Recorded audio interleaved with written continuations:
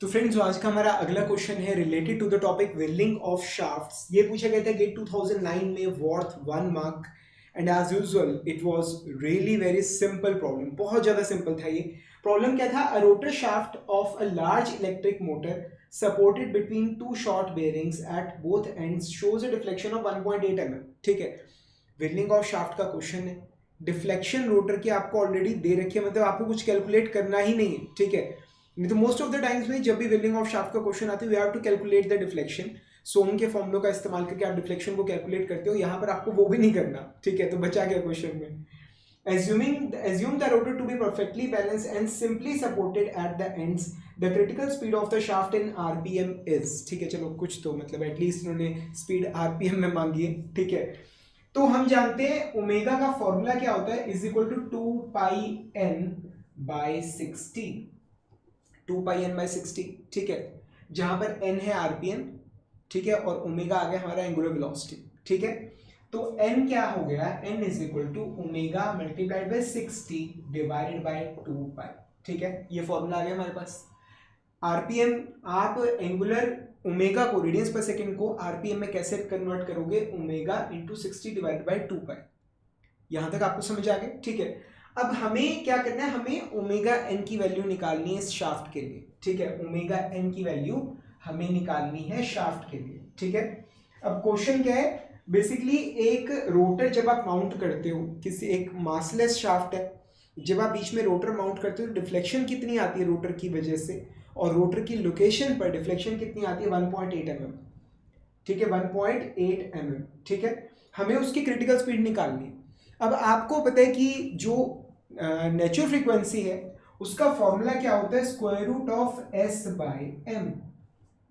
पर आप ये भी जानते हो क्या कि in case of point mass system, जहां पर पूरा का पूरा जो लोड है वो एक ही जगह पर कंसेंट्रेटेड है, उस केस में आप एक और फॉर्मूला भी इस्तेमाल कर सकते हो, that is square root of G divided by delta. ठीक है, ये पूरा मतलब अगर आपने लेक्चर देखे तो आप इन सब चीज़ों को अच्छे से जानते हो। ठीक है, मतलब you know that really very well कि ये रूफ है, ये एक स्प्रिंग है। ठीक है, ये इसकी नेचुरल फ्री लेंथ है।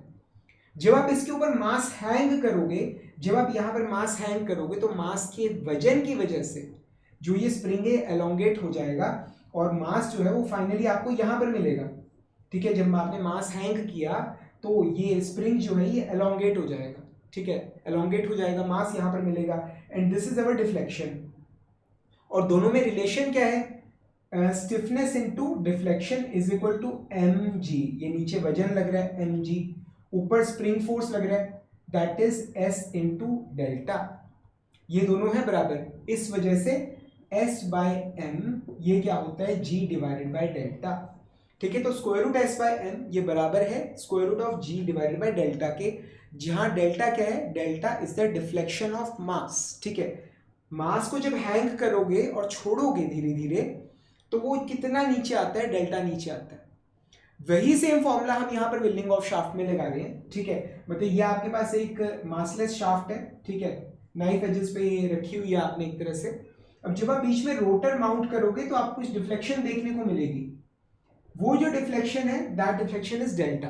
वो क्या है, डेल्टा, और वो हमें क्या दे रखी है, 1.8 mm। तो हम ये फॉर्मूले में 1.8 mm पुट करेंगे, ऑफ कोर्स mm में नहीं पुट करेंगे, मीटर में पुट करेंगे। ठीक है, तो हम यहाँ पर डिफ्लेक्शन की वैल्यू पुट करेंगे। ठीक है, हमें ओमेगा एन मिल जाएगा, ओमेगा एन को हम यहाँ पे पुट करेंगे, यहाँ पर हमें उसकी जो क्रिटिकल स्पीड है शाफ्ट की वो मिल जाएगी आरपीएम के अंदर। तो आइए करते हैं। ठीक है, तो ये आ गया हमारे पास square root of 9.81 divided by delta की वैल्यू क्या है हमारे पास, 1.8 mm यानी 0.18 सेंटीमीटर, यानी 0.0018 मीटर। ये चीज बस इसको सॉल्व कर लेते हैं, आगे answer square root of bracket start 9.81 divided by 0.0018 bracket close, and it gives us, ये हमें क्या दे रहा है, इज इक्वल टू 73.824 रेडियंस पर सेकेंड। ये चीज बस अब यहां पर वैल्यू पुट करेंगे, हमें आरपीएम मिल जाएंगे 73.824 रेडियंस पर second into 60 divided by 2π is equal to multiplied by 60 divided by 2 divided by pi. ठीक है, इज इक्वल टू, ये आ गया हमारे पास 704.9683 आरपीएम, ये चीज। तो हमारे पास आंसर क्या आ रहा है, अप्रोक्सीमेटली 705 आरपीएम। समझ आ रहा है भाई, जो भी कैलकुलेशन करनी है डेसिमल की 4 डिजिट तक करनी है आप लोगों ने, ठीक है ना, ताकि आंसर बिल्कुल सही आए, बिल्कुल एक्यूरेट आए। समझ आ रहा है। So friend, that's how we solve this such a simple problem.